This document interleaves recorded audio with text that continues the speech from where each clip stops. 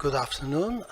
I would like to thank you, Simona and Luca, he's somewhere, I'm sure, for the selection you have made and to give this opportunity to me to come here, because I learned a lot. I was here during the day.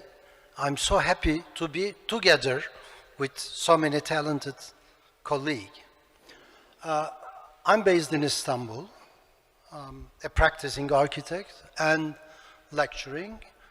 I would like to show you today 3 of our works recently completed in order to give you an idea about our approach to the interventions on existing historical buildings.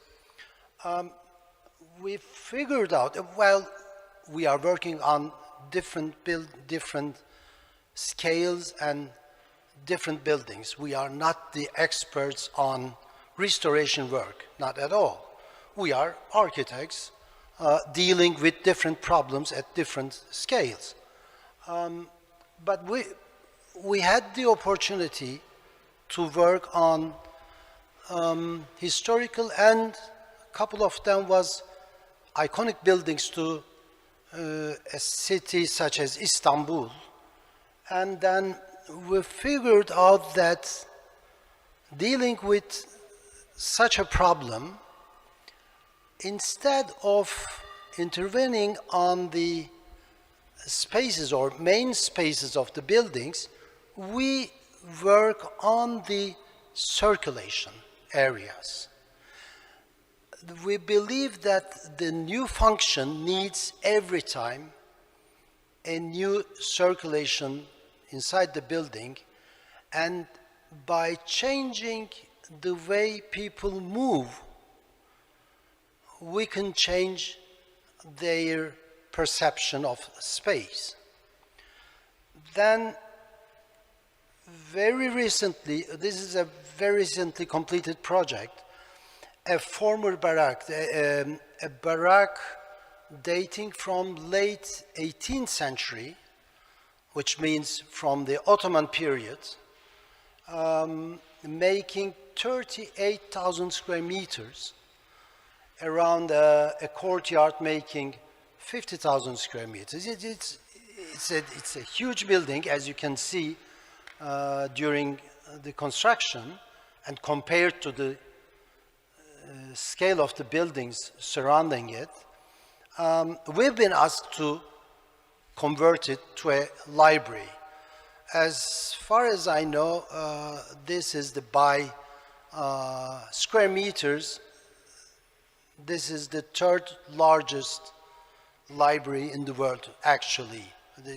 We completed it a couple of months ago, and the capacity is 2.5 million books, and the seat capacity is 4,500 people. Then it was huge. Then my selection is based on the scale of the buildings, and you will see the 3rd and last one is just to design a staircase. But in this building, when first I was there, I was impressed by the hallways. This is a very simple building, a courtyard surrounded by a hallway making 1.4 kilometers long, and of course different rooms to be converted on storage areas and reading rooms. This is the courtyard. That's what we worked on. Of course, we created reading rooms and storage areas, but how to deal with that hallway, which makes 1.4 kilometers. And because now we don't have any military people moving inside, then the dimensions of the hallways were not functionally or dimensionally doesn't need it to remain as they are. Then we proposed a sort of a steps, wooden steps, to have people sitting on top of that and spend their time informally, because we had plenty of formal reading rooms, as you can see. In such a case, what we do usually is to take off everything that people added to the spaces. Then we empty first, and we very, very carefully add what is needed. This case was to add a series of mezzanine floors in order to multiply the surface. Then we always like to collaborate with engineers right from the first day of the project, which was the case here as well. Then, as you can see, the structural system supporting the mezzanine floors are integrated to the bookshelves. You can imagine, you are all architects, how funny it was to integrate one to each other in order to free the space for people. Then that's what we have done, just bookshelves and mezzanine floors.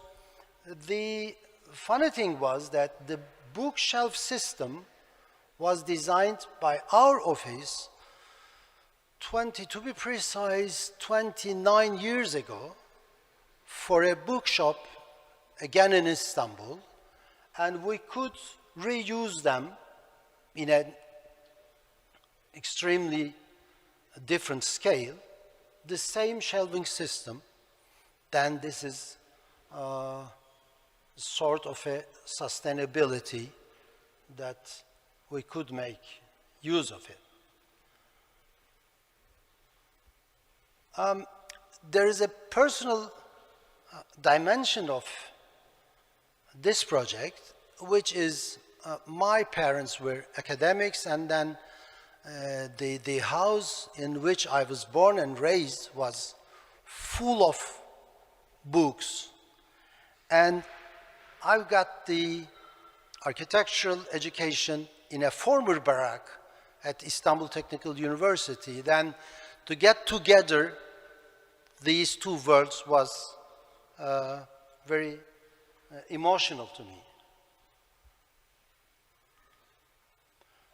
This is a power plant dating again from the Ottoman period, which was in use till late 80s as the main power plant of Istanbul.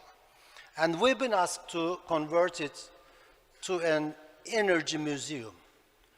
The thing was, at the beginning of every project, no matter the function, we spend enormous time to define the right problem. It takes really time.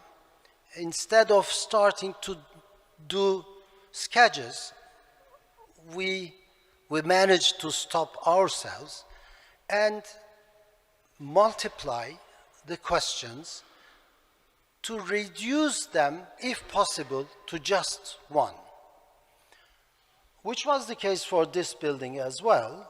Then we said the building was filled with turbines, and the building hasn't any proper entrance. You could enter, you could open an extremely ordinary door somewhere in the facade, and then you were inside seeing the turbines on top of the platforms making 6 to 7 meters high, and the height of the building was doing roughly 20 meters. And we said, what's the problem to solve?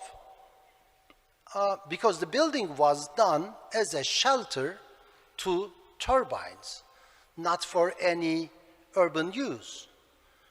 Then we said, okay, the problem is to create a pathway and integrate people to the building.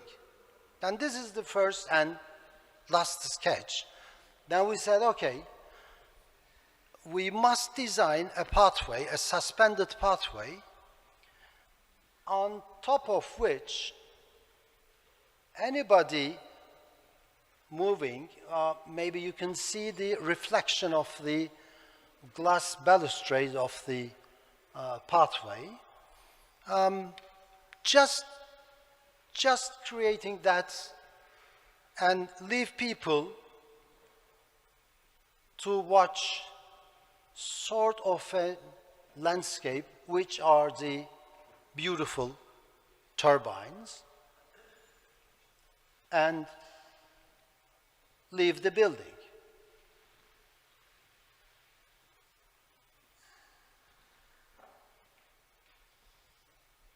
Extremely invisible, our intervention.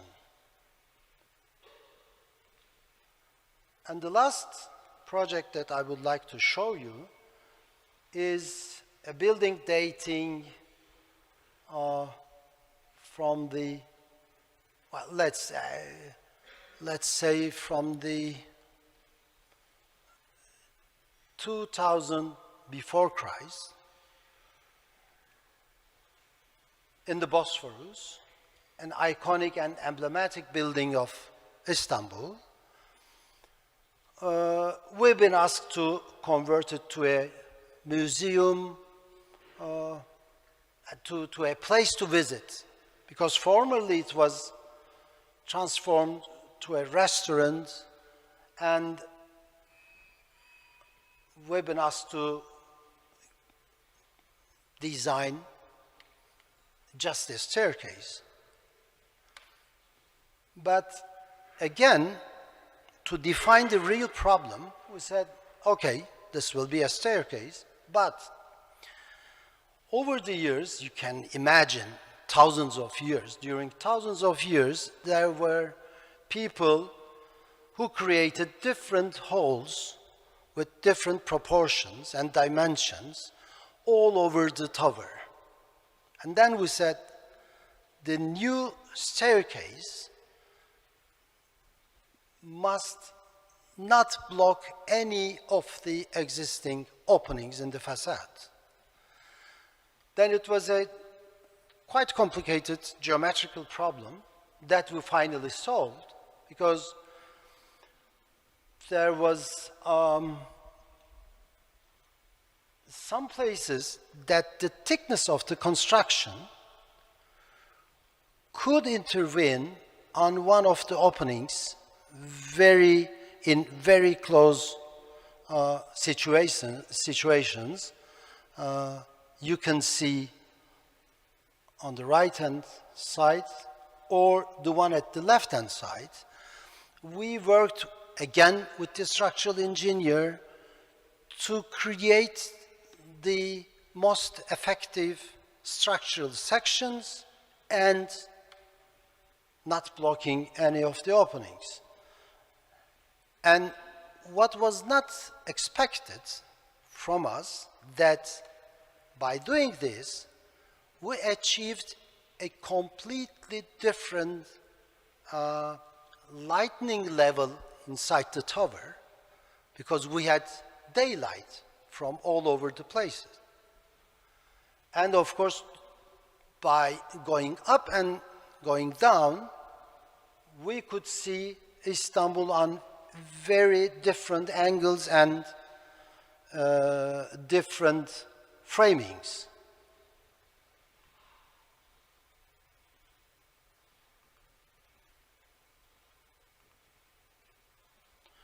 That's all. Thank you very much.